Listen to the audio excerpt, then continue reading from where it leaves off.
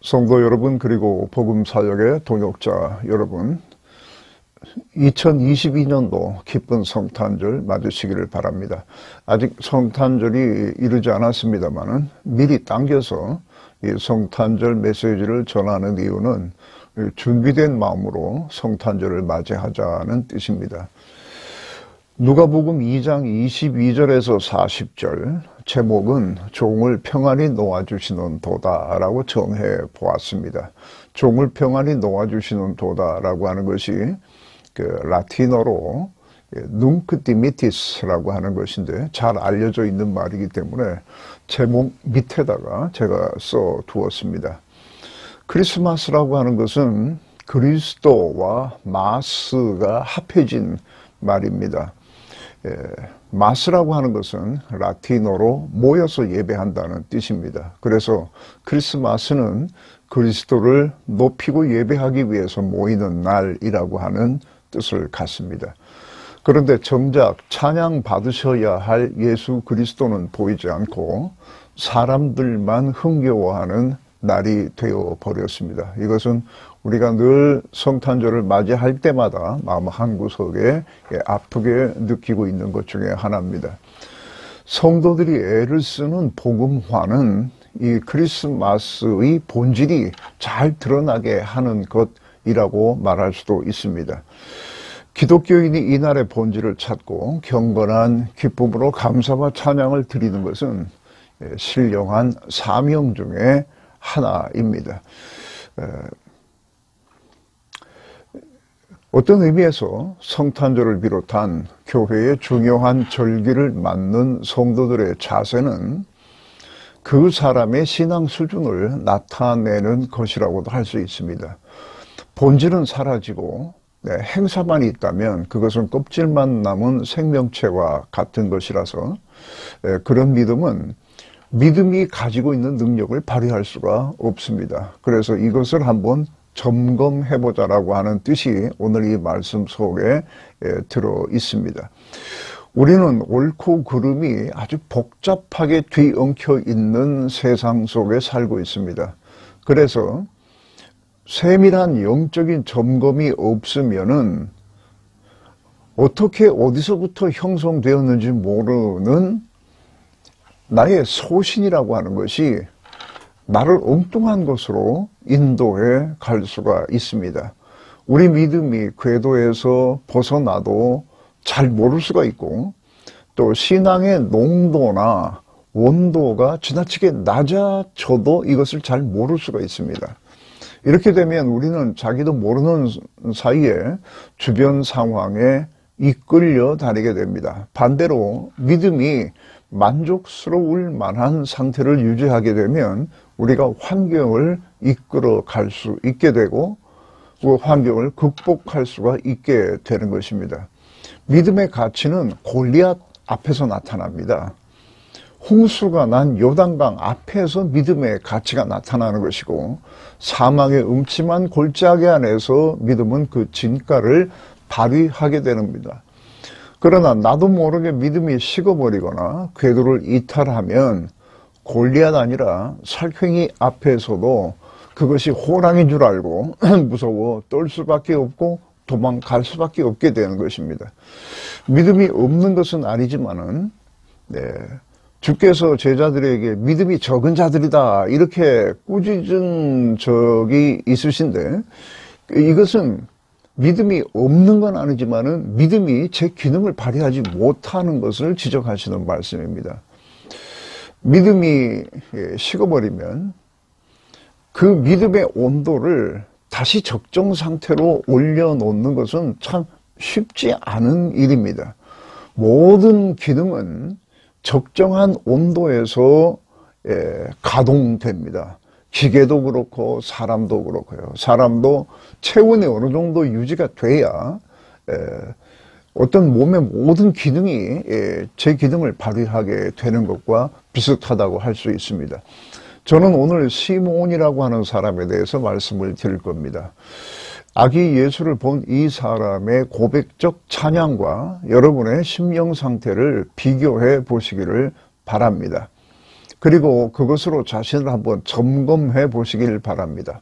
성탄절이 다가오면서 이러한 찬양이 마음속에 이렇게 은은하게 울려 퍼지면 신앙의 농도나 온도가 어느 정도 유지되는 것으로 판단할 수 있습니다만은, 그렇지 않다면 굉장히 식었거나 궤도가 살짝 이탈했을지도 모릅니다.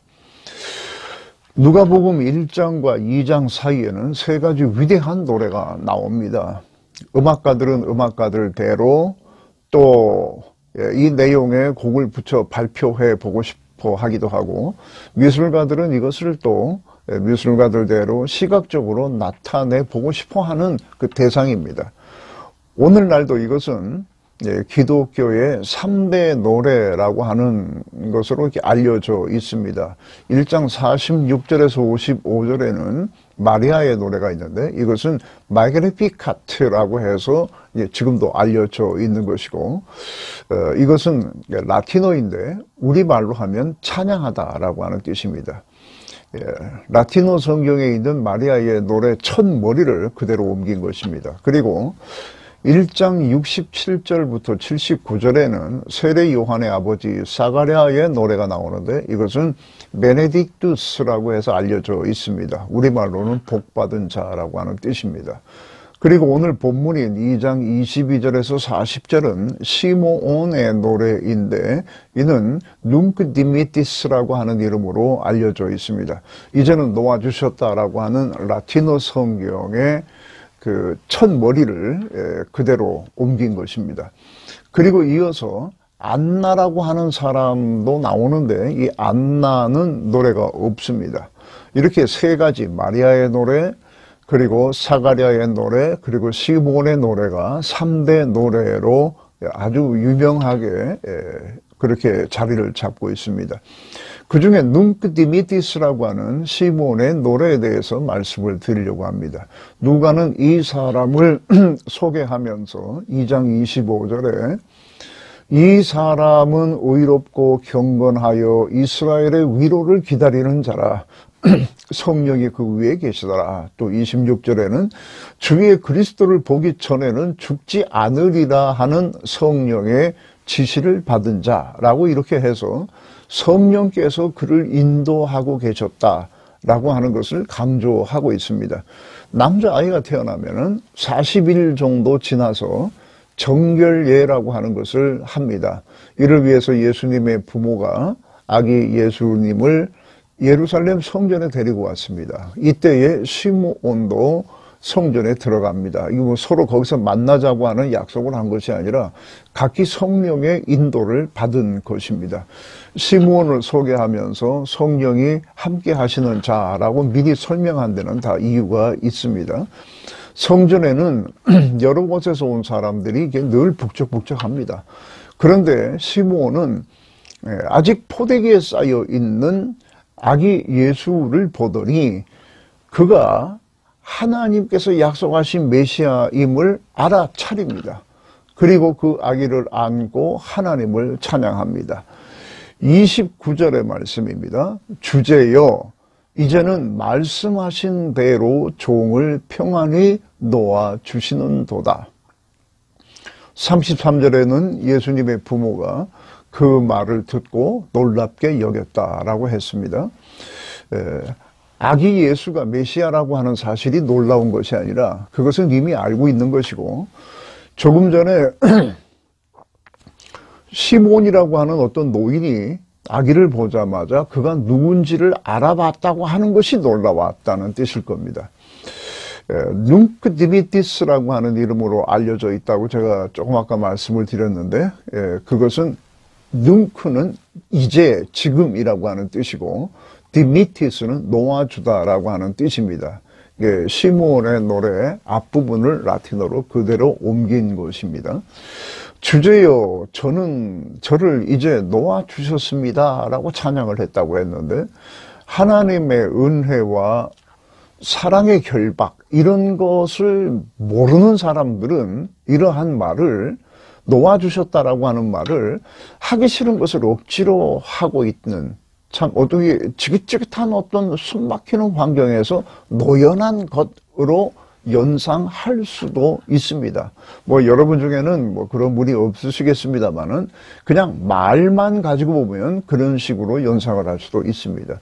그러나 이 시몬의 찬양은 메시아에 대한 간절한 소원과 기다림이 드디어 이루어졌다는 환희의 노래입니다. 그것이 그렇게 간절했다고 하는 것은 그 아기 예수 안에 이 세상의 모든 고통의 문제들이 해결될 수 있는 답이 들어있다고 하는 것을 알았기 때문에 그렇게 하는 겁니다. 예수께서 십자가상에서 다 이루었다라고 말씀하신 적이 있습니다. 아마 신음소리와 섞여 있었겠지만은 크게 부르짖듯이 하신 말씀이기 때문에 그 아래에 있었던 사람들이 그것을 다 들었을 것입니다. 이러한 것입니다. 다 이루었다 했을 때에 지긋지긋한 어떤 것에서부터 놓여놨다가 아니라 하나님께서 저에게 주신 모든 사명을 감당했습니다 라고 하는 아주 기쁨의 찬송이 들어있는 것이죠. 시몬은 짐작건대 나이가 매우 많은 사람이었던 것 같습니다. 여러 화가들이 시몬의 이 노래 눅 디미티스라고 하는 제목의 작품을 많이 남겼습니다만은 그 중에 성화 작가로 유명한 렘블란트의 아기 예수를 아는 시몬이라고 하는 1669년 작품이 있는데 아마 주변의 여러 성경학자들의 자문을 받고 그린 것으로 생각이 됩니다. 이 그림에서 시몬은 눈이 잘 보이지 않는 정도의 고령으로 묘사되어 있습니다. 물론 작가 생각이 들어있는 것이지만은 사실과 크게 다르지 않을 것으로 추측이 됩니다. 메시아는 육신의 눈이 아닌 영적인 눈으로 볼 수 있다고 하는 메시지가 이 속에 이렇게 들어 있습니다. 언제부터인지는 모르지만 성령께서 그 시몬에게 메시아를 보기 전에는 죽지 않는다고 지시하셨다고 했습니다. 이 말은 그에게 너는 메시아를 보고 죽을 것이고 또 누가 메시아인지 이렇게 지명을 하고 증거하는 사명이 주어졌다는 뜻입니다. 아브라함도 기다렸던 바로 그분입니다. 아브라함도 메시아를 기다렸습니다. 그분을 직접 눈으로 확인하고 증거하는 사명이 주어졌습니다. 그 후부터 그는 살아있는 이유가 분명해집니다. 만약에 아침에 눈을 떴다면 왜 아침에 눈을 떴는지 알고 있을 것입니다. 그가 무슨 직업을 갖고 살아온 사람인지는 확실하지 않지만은 하여간 그가 살아있는 이유는 분명합니다. 예수 그리스도를 보게 될 것이고 그리고 그를 증거하는 사명이 있는 것입니다. 이것을 마음속에 품고 늘 하루 이렇게 살아오다가 마침내 아기 예수를 보고 이제 하나님께서 자기 자신을 놓아주셨다라고 하는 최상의 평안함을 노래합니다. 그 아기가 성장해서 무엇을 어떻게 하는지 과연 구약 성경에서 말씀하신 대로 메시아 사역을 잘 감당하는지 그래서 인류의 죄를 다 해결하실 것인지 죄의 사슬로부터 모든 사람을 해방시키실 것인지 확인한 것도 아닙니다. 아직 이제 40일 지난 어린아이입니다. 그런데 그를 보고 그 안에 하나님께서 이루시고자 하는 모든 것을 다 본 것입니다. 저는 지금 여러분에게 이러한 시몬의 찬양이 여러분 속에도 있는 줄을 묻고 있는 겁니다. 예수 안에 있는 완벽한 구원을 알고 있느냐, 믿고 있느냐, 그것을 누리고 있느냐, 이것을 지금 묻고 있는 겁니다. 여러분도 예수 그리스도를 생각하면 시몬처럼 눅디미티스라고 하는 이 감사를 할 수 있느냐라고 묻고 있는 겁니다. 우리의 삶은 어느 정도 불안합니다. 내일을 알지 못합니다. 나 자신도 믿을 수가 없고 또 다정한 이웃들의 위로나 도움도 한계가 있다고 하는 것을 잘 알고 있습니다. 결국 내 일은 내가 알아서 처리해야 합니다. 네. 지금도 약간 불안정하지만 앞으로는 더 그럴 수도 있습니다. 어떤 작은 요동으로부터 큰 요동까지 멈추게 하고 인간의 모든 삶의 문제를 해결하고 평안할 수 있는, 평강을 누릴 수 있는 유일한 답이 예수 그리스도 안에 있는데, 바로 이 예수 그리스도를 생각하면 시므온처럼 눈끄림이 띠스라고 할 수 있어야 한다는 말씀을 드리는 겁니다. 만약 예수 안에 모든 답이 있다는 말씀이 좀 생소하게 느껴지면 그런 분들은 예수 없는 성탄절을 맞이할 가능성이 매우 높습니다. 시몬에게 있던 것이 내게 없다면 그 이유는 하나로 축소될 수 있습니다. 그것은 예수가 누군지를 모르는 겁니다. 물론 안다고 하시겠지만 만약에 그 정말로 진실로 예수를 아는 것이라면 예수 그리스도를 통해서 시므온의 고백과 같은 것이 내 속에도 있어야 합니다. 사실 성탄절은 모든 사람이 기뻐하지만은 다 기뻐하는 날말은 아닙니다. 사람들이 왜 예수 없는 성탄절을 맞는지 그 이유를 설명을 하겠습니다. 당시 이스라엘 사람들 중에는 메시아를 기다리는 사람도 있었고 그렇지 않은 사람도 있습니다. 그리고 그 주변 사람들은 메시아를 기다리는 것이 아니라 메시아가 오히려 그들에게 상당히 부담스러운 존재였었습니다. 네, 이것을 좀 말씀드려 보겠습니다. 예수님을 기대하기는 했지만은, 즉 메시아를 기다리기는 했지만은 사실 그렇지 않은 사람들이 많이 있습니다. 유대인 중에 메시아를 기다리는 그룹이 있었습니다만은, 그래서 예수님께서 오셔서 그를 이렇게 따라다니고 했지만은 결국은 극소수만 남기고 다 떠나버렸습니다. 이들에게 있어서 메시아는 다윗과 솔로몬 시대의 영광을 회복하는 군사적 영웅이었습니다. 그래서 메시아가 오시게 되면 로마의 압제로부터 정치적으로 해방되고 나가서는 이스라엘이 세상을 지배하게 될 것으로 생각을 했습니다마는 예수님은 그러한 기대에 부응하지 않으셨습니다. 그래서 그냥 기대만 했다가 마음대로 되지 아니하니까 예수님을 떠나버렸습니다. 그들에게 예수님은 실패자였을 뿐입니다. 메시아를 미워하는 사람도 있었습니다. 사두개인과 그들에게 연계된 사람들은 메시아를 미워했습니다. 이들에게 메시아는 귀찮은 존재입니다. 이들은 로마 정부의 허락과 비호 아래 성전 관리를 하고 또 이런 이 제사장의 직분을 맡았던 사람들입니다. 그래서 성전 수입의 일부를 로마에 바치고 나머지는 다 자신들이 가졌습니다. 그 서류상의 대표이사가 대제사장 안나스였습니다. 예수께서 성전에서 돈 바꾸는 자들의 상을 이렇게 엎어버리고 제물용 짐승들을 이렇게 몰아내고 이렇게 하신 것은 성전이 타락한 것을 보고 분노하셔서 그렇게 하시기도 했지만은 예수 자신이 성전이기 때문에 이제 그러한 성전은 더 이상 의미가 없다는 것, 이것을 표현하신 것입니다. 사두개인들은 바로 이러한 메시아는 자신의 삶을 파탄으로 몰아가는 존재일 뿐입니다. 그러니까 평소에는 눈도 안 맞추던 바리새인들하고 오래된 친구처럼 하나가 되어서 예수를 죽이려고 했습니다. 메시아를 기다리는 것이 아니라 메시아는 이들에게 아주 방해되는 인물일 뿐입니다. 또 로마 사람들, 이러한 사람들은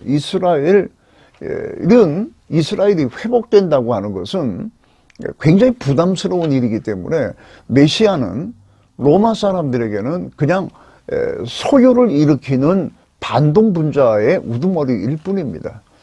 또 이스라엘의 주변에 있는 사람들은 메시아가 오시게 되면 이스라엘이 다시 힘을 얻고 부강한 나라가 되고, 그렇게 되면 결국 자신들에게 위협이 되기 때문에 메시아는 암살 대상 제1호가 되는 것입니다.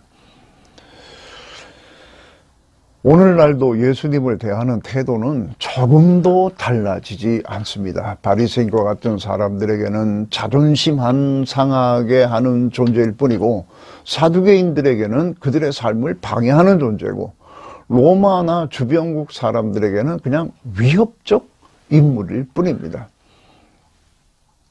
어떤 사람은 메시아의 필요성을 전혀 느끼지 못합니다. 세상은 자연 우주 만물 속에 있는 것으로서 그저 이 세상의 법칙대로 자연스럽게 그냥 같이 가면 되는 것이지, 메시아라고 하는 특별한 존재 같은 것이 필요치가 않은 것입니다. 이런 사람들에게는 예수 그리스도는 있어도 그만 없어도 그만, 필요한 사람은 뭐 그냥 하는 것이고 필요 없는 사람은 신경 안 써도 되는 존재입니다. 여러분, 시므온을 소개하는 말 중에 이런 것이 있습니다. 25절에 이 사람은 의롭고 경건하여 이스라엘의 위로를 기다리는 자라. 이것은 당시 특별한 부류의 사람들을 일컫는 말이기도 합니다. 이것을 침묵 속에 기다리는 자들이라고 이렇게 표현하기도 했습니다. 그리고 바로 그 뒤에 84세 된 여자 선지자가 소개됩니다. 38절에는 이 안나는 예루살렘의 속량을 바라는 모든 자들에게 예수에 대해서 말했다, 이렇게 말을 하고 있습니다. 그래서 시므온과 안나의 이야기가 이렇게 짝을 이루고 있습니다. 시므온은 이스라엘의 위로를 기다리는 자, 그리고 안나는 이스라엘의 속량을 기다리는 자. 이 말이 서로 같은 의미의 대구를 이루고 있습니다. 이들이 다 잘하지도 않은 아직 아기 예수를 보면서도 이렇게 위대한 평강에 대해서 노래할 수 있었던 것은 그들이 이스라엘의 위로를 기다리고 그들이 예루살렘의 속량을 바라는 자였기 때문이라고 말하고 있습니다. 시므온이 이스라엘의 위로를 기다렸다 했을 때 위로라고 하는 것은 헬라어로 파라크레시스라고 하는 말입니다. 이것은 요한복음 14장에서 예수님께서 가시게 되면 보혜사 성령이 오신다라고 했을 때에 그때 보혜사가 파라클레토스입니다. 파라크레시스, 위로와 파라클레토스는 어원이 같은 것입니다. 그리고 이 말은 주로 법정에서 죄인을 대신하여 변호하는 사람과 같은 의미가 포함되어 있어서 때로는 위로자, 보호자, 변호사 뭐 등등의 이러한 의미를 갖습니다. 그런데 이 말이 안나에게 와서는 예루살렘의 속량이라고 하는 말로 바뀌었습니다. 속량은 잘 아시는 말입니다. 메시아가 사람들의 죄과를 대신하여 그 짐을 지시고 그 죄에 대한 대가를 지불하시고 구원하여 해방시킨다라고 하는 뜻입니다. 메시아가 이것을 하신다는 뜻입니다. 그래서 마귀와의 싸움에서 승리하시고 그 아래 종로들 하던 자들을 다 해방시킨다라고 하는 뜻입니다. 이것은 이스라엘의 위로, 예루살렘의 속량, 이것을 바라는 것은 성령의 역사가 아니면 누구에게도 일어나지 않습니다. 사람들은 자기 자신이 삶이 어려워지는 것은 뭐 제도나 환경 때문이라고 생각을 합니다. 그리고 또 어떤 사람은 어쩔 수 없는 운명 때문이라고 생각을 합니다. 그러나 성경은 그것은 죄 때문이라고 말합니다. 죄는 막강한 힘을 가지고 있고 사악하고 교묘한 존재입니다. 그래서 이 죄를 대항하거나 벗어날 수 있는 사람은 아무도 없습니다. 그래서 하나님께서 메시아를 보내셔서 죄 아래 있던 사람들을 구원하여 하나님의 은혜 아래로 옮겨놓는 역할을 하시는 것입니다. 이분이 메시아입니다. 예수께서 오셔서 그 구원 사역을 하셨습니다. 시므온과 안나는 메시아가 무엇을 하는 분인지 압니다. 그 전에 인간의 모든 이러한 고통스러운 상태가 바로 죄 때문인 것을 압니다. 그것을 알고 그 죄의 문제를 해결하실 메시아를 기다리는 사람들에게나 이 눅디미티스라고 하는 이러한 평강을 노래하는 것이 가능합니다. 여러분, 우리의 삶은 만만한 것이 아닙니다. 뜻대로 되지 않을 때가 있고 또 뜻대로 되고 있다 하더라도 그것이 내게 유익을 준다는 보장도 없습니다. 때로는 깊은 시름에 빠질 수도 있고 또 고민으로 인해서 몸에 뼈가 몇 개가 있는지 이게 셀 수 있는 정도의 지경에 이를 수도 있습니다. 그러나 이러한 상황 속에서도 우리가 일어날 수 있는 것은 예수 그리스도에 대한 믿음입니다. 예수께서 무엇을 하시는 분인지 알게 되면 이런 것에서부터 일어나게 되고 또 예수 안에서 하나님 앞에 구하는 것마다 응답을 받게 되고 성령의 역사를 체험하게 됩니다. 실제로 나를 구덩이에서부터 이끌어내시는 성령의 역사를 체험하게 됩니다. 그것이 메시아께서 하시는 일입니다. 이것을 안다면 이제 지금까지 나를 누르고 있던 어떤 것들로부터 해방되는 느낌을 갖습니다. 내가 이제 노임을 받는구나 라고 하는 것을 알 수 있습니다. 그래서 시므온의 눅디미티스라고 하는 찬양이 나의 찬양이 되는 것입니다. 말씀을 통해 예수를 잘 배워야 합니다. 예수가 어떤 분인지를 말씀을 통해 잘 배워야 그것이 우리의 하늘의 양식이 되고 힘이 되는 것입니다. 그래서 성탄절에는 그 메시아께서 하나님의 말씀대로 오셨음을 기리면서 감사할 수 있는 날이 되는 것입니다. 이러한 감사로 예수 그리스도의 오심, 즉 성탄절을 맞이하시고 이 성탄절에 꼭 있어야 하는 시므온의 고백이 여러분의 고백이 되고 여러분의 찬양이 되기를 주의 이름으로 축원합니다.